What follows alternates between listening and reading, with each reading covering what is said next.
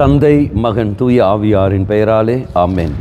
இயேசு கிறிஸ்துவின் அன்புமிக்க சகோதர சகோதரிகளை உங்கள் அனைவருக்கும் கிறிஸ்து இயேசுவின் அன்பு கலந்த வணக்கத்தை தெரிவித்துக் கொள்கின்றேன். இன்றைய நற்செய்தி பாகமானது யோவான் நற்செய்தி 13ஆம் அதிகாரம் 21 முதலுள்ள திருவாக்கியங்கள். குறிப்பாக 27வது வாக்கியம். அவன் அப்பத்துண்டை பெற்றதும் சாத்தான் அவனுக்குள் நுழைந்தான். இயேசு அவனிடம், நீ செய்யவிருப்பதை விரைவில் செய் என்றார். நமக்கின்றோம் யூதாஸ் அப்பத்துண்டை பெற்றதும் இதோ தீமை அவனுக்குள் புகுந்துகிறது. நீங்கள் நானும் தகுதியற்ற நிலையில் இந்த நற்கருணாதரை பெறுகிற சமயத்தில் தகுதியற்ற நிலையில் பாவ நிலையில் நீ நானும் இருக்கின்ற பொழுது நிச்சயமாக தெய்வ அனுபவம் நமக்கு கிடைக்காது. மாறாக திண்மைகளும் தீய சக்திகளும் இது நமக்குள் புகுந்து இருக்கும். அந்த திண்மைகள் என்று சொல்கின்ற சமயத்தில் கோபமோ வெறுப்போ வைரக்கத்திலும் விருப்பமே ஒழிய அதிலிருந்து நமக்கு விடுதலை கிடைக்காது. அப்போ விடுதலை பெற வேண்டும் என்றால் என்ன செய்ய வேண்டும்? தகுதியோடு நான் பெற வேண்டும். நற்கருணாதரை உட்கொள்ள வேண்டும் என்றால் என்னை நான் தயார்படுத்த வேண்டும். என்னை நான் தயார்படுத்துவது தான் பாவ சங்கீர்த்தனம். நல்ல கண்ணீரோடு நான் பாவ சங்கீர்த்தனம் செய்ய வேண்டும்.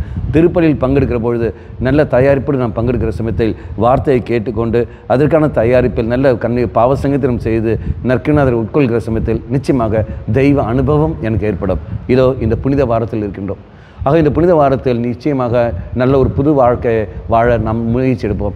இதுவரைக்கும் நான் எப்படி வாழ்ந்தோமோ என்பதில் இனி முதல் வாழப்போகிற அந்த வாழ்க்கை, ஆண்டவரே நல்ல ஒரு வாழ்க்கை எனக்காக நீ மறிக்கின்றேன், எனக்காக நீ உயிர்க்கின்றேன், நல்ல ஒரு வாழ்க்கை நான் வாழ சக்தி தரும் ஆண்டவரேன்னு சொல்லிக்கொண்டு கண்ணீரோடு நல்ல ஒரு பாவ சங்கீர்த்தனம் நாம் செய்வோம்.